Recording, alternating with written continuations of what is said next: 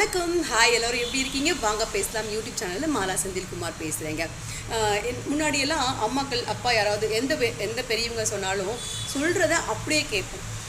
எங்களுக்கெல்லாம் சொன்னாங்க, நீங்கள் வந்து சாமி கும்பிடு, சாமிக்கிட்ட வந்து அறிவு வேணும், நிறைய அறிவு வேணும், நிறைய படிக்கணும், நல்லா படிக்கணும் அப்படிலாம் கேளு அப்படின்னு சொன்னால் நாங்களாம் உடனே கேட்போம்.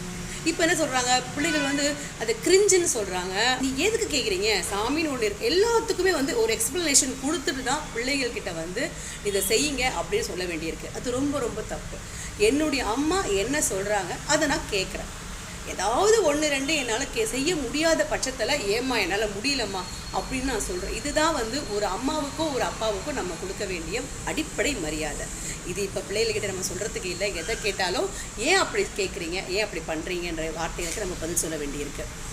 இப்போ சாமி கும்பிடும்போது நிறைய விஷயங்கள் வந்து நம்ம செய்கிறோம். அதில் எனக்கு இப்போது சில விஷயங்கள் புரிஞ்சுது, அதை நான் உங்களோட ஷேர் பண்ணிக்கிறேன்.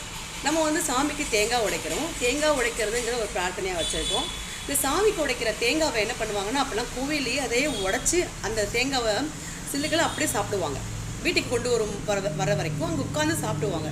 தேங்காவை உடைச்ச 1 மணி நேரத்தில் சாப்பிட்றது ரொம்ப நல்லது.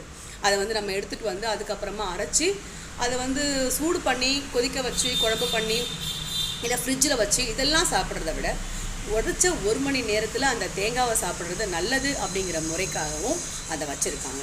இந்த மாதிரி குங்குமம் விபூதி வைக்கும்போது ஆப்போசிட் நெகட்டிவ் வைப்ரேஷன் நம்மளை தாக்காமல் இருக்கிறதுக்காக இந்த விஷயங்களை ஃபாலோ பண்ணுறாங்க. கோயில்களில் வந்து நம்ம இதை கொடுக்கணும் அப்படிங்கிற அவசியமே கிடையாது. எந்த சாமியும் உங்ககிட்ட எதுவும் கேட்கல.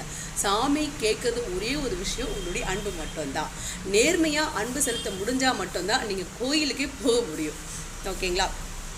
சாமிக்கு போயிட்டு வெத்தலை பாக்கு இதெல்லாம் வந்து ரொம்ப ரேர்லியாவது கண்டிப்பாக நீங்கள் போடுங்க. அந்த வெத்தலை பாக்கு நம்ம சாப்பிட்றது நம்ம உடம்புக்கு ரொம்ப முக்கியமான பலம் கொடுக்கும். வெத்தலை பாக்கு போடுறதுல குழந்தை பேருக்கான அந்த ட்ரீட்மெண்ட் கூட அந்த வெத்தலை பாக்கில் இருக்குது. ஹஸ்பண்ட் அண்ட் ஒய்ஃப் 2 பேருமே வெத்தலை பாக்கு போடுறது ரொம்ப நல்லது. சாப்பிட்டதுக்கப்புறமா வெத்தலை பாக்கு போடுறதுனால ஜீரணம் அதிகம் பண்ணும்.